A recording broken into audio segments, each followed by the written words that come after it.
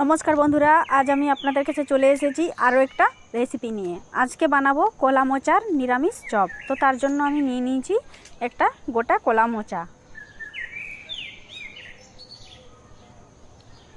এবার মোচা থেকে ফুলটা ছাড়িয়ে নেব।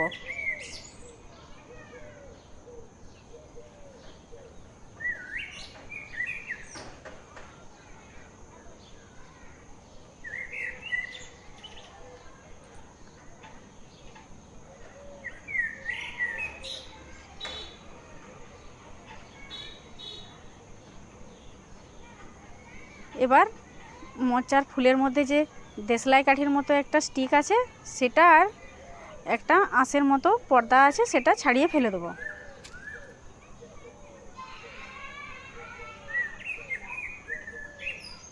এইভাবে গোটা কলা মোচাটা ছাড়িয়ে নেব। তো গোটা মোচাটা থেকে ফুলগুলো ছাড়িয়ে নিয়েছি। এবার কেটে নেব।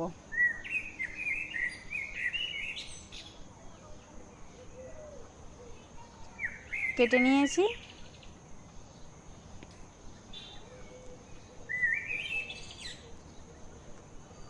এবার একটা বাটির মধ্যে নিয়ে নিয়েছি জল।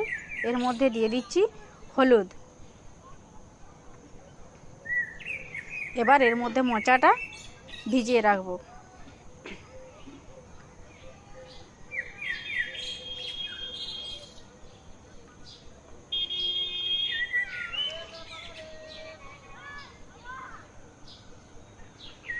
কিছুক্ষণ পর জল থেকে মোচাটা তুলে নিয়েছি। এবার কড়াইয়ের মধ্যে দিয়ে দিচ্ছি জল। এর মধ্যে দিয়ে দিচ্ছি লবণ।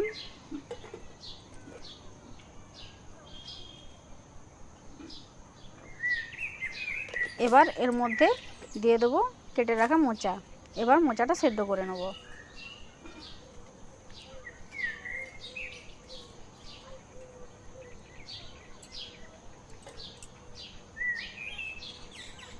তো মোচাটা সেদ্ধ করে নিয়েছি, এবার জল থেকে তুলে নেব।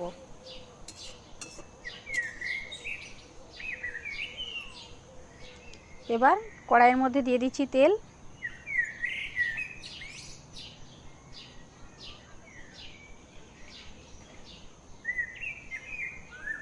এর মধ্যে দিয়ে দেবো 5 ফোড়ন ও শুকনো লঙ্কা।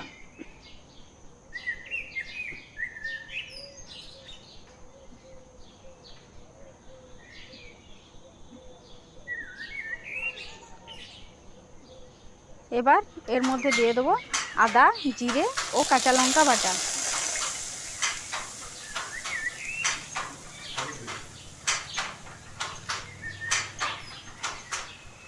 দিয়ে দেবো হলুদ গুঁড়ো।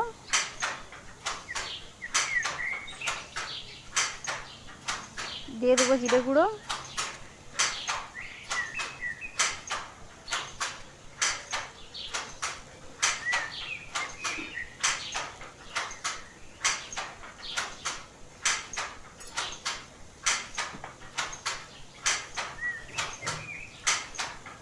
আর দিয়ে দেবো স্বাদ মতো লবণ। এবার মশলাটা একটু নাড়াচাড়া করে নেব।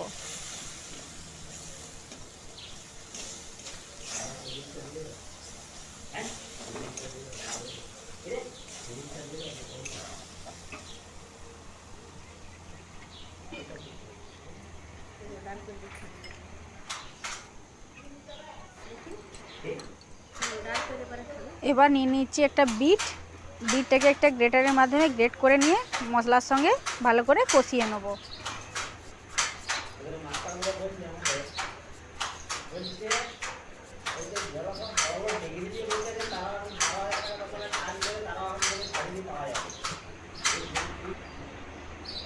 তো মশলাটা কষিয়ে নিয়েছি।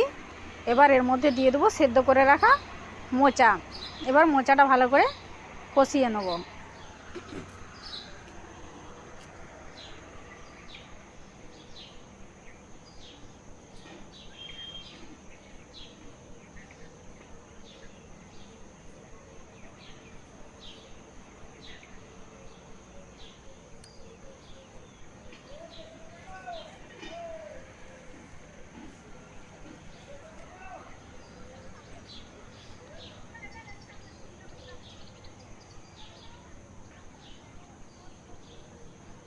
তো মোচাটা কষিয়ে নিয়েছি।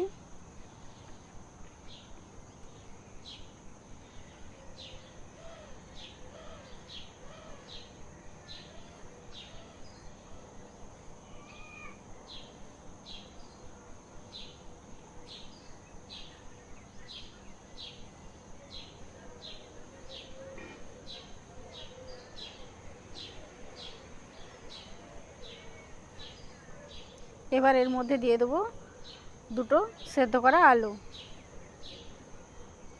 এবার সমস্ত কিছু ভালো করে কষিয়ে নেব।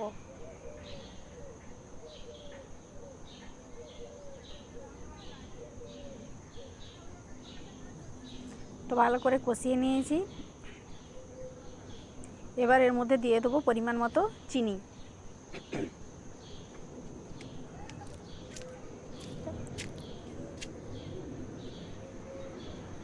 আর দিয়ে দেবো মেথি পাতা। এগুলো ভালো করে নাড়াচাড়া করে নিয়ে এর মধ্যে দিয়ে দেবো গরম মশলা। সব কিছু ভালো করে মাখিয়ে নিয়ে তুলে নেব। তো চপের পুর তৈরি করে নিয়েছি। এবার এর উপর দিয়ে দেবো ভাজা মশলা।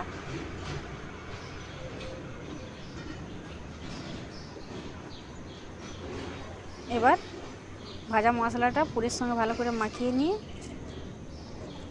গোল গোল করে লেচি পাকিয়ে নেব।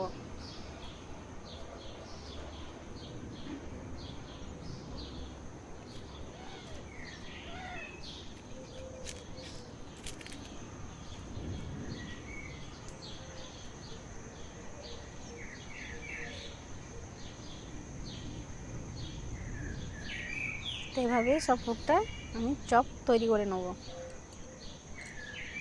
তো সব চপ তৈরি করে নিয়েছি।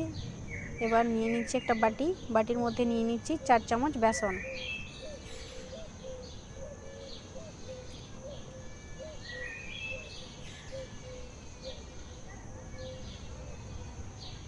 এবার এর মধ্যে দিয়ে দিচ্ছি স্বাদ মতো লবণ, দিয়ে দিচ্ছি বেকিং সোডা। এবার সব কিছু ভালো করে মাখিয়ে নিয়ে এর মধ্যে জল দিয়ে একটা ব্যাটার তৈরি করে নেব। তো ব্যাটার তৈরি করে নিয়েছি। এবার এই ব্যাটারের মধ্যে ওই চপের পুরটা ভালো করে মাখিয়ে নিয়ে তেলের মধ্যে দিয়ে ভেজে নেব।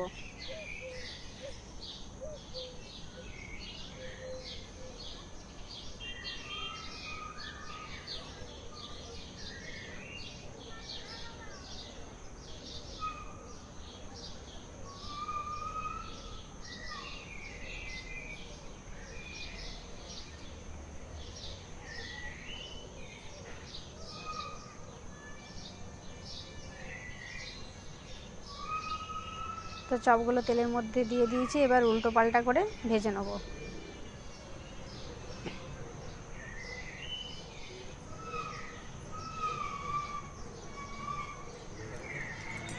তো চপগুলো লালচে করে ভেজে নিয়েছি। এবার তুলে নেব। এভাবে সব চপগুলো ভেজে নেব। তো তৈরি হয়ে গেছে কলা মোচার নিরামিষ চপ, আর আমি পরিবেশনও করে দিয়েছি।